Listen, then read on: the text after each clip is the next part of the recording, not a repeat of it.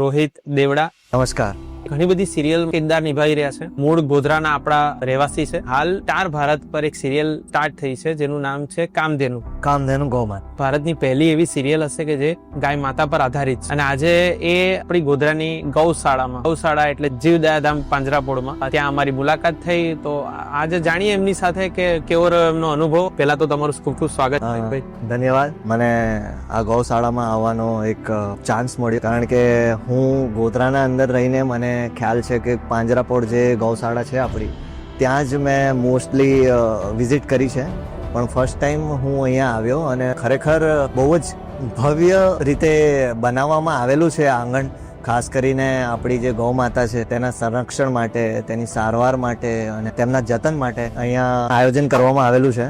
અને અહીંયા હજારોની સંખ્યાના અંદર ગૌ માતા રહે છે અને તેમનું ભરણ પોષણ જતન કરવામાં આવેલું છે.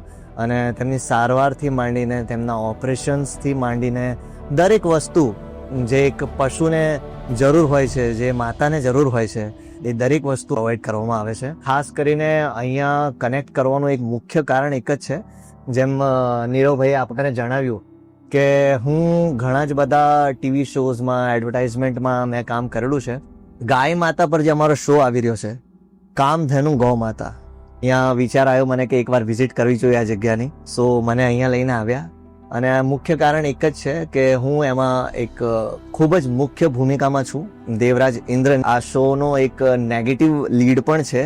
અને આ શો મોસ્ટલી એક 54 એપિસોડની એક સિરીઝ છે, જેમ નીરવભાઈએ જણાવ્યું એમ સ્ટાર ભારત પર રોજ રાત્રે સોમવારથી શુક્રવાર રાત્રે 9 વાગે આવશે. આના અંદર આપણે ગૌ માતાની લીલા વર્ણવવામાં આવેલી છે કે જેમને દેવતા, અસુર, માનવ ઉપર જે ઉપકાર કર્યા છે આપણા માટે, ગૌ માતા પર, એના વિશે ડિટેલના અંદર ખૂબ જ રિસર્ચ કરીને આ શો વર્ષોની મહેનત બાદ બનાવવામાં આવેલો.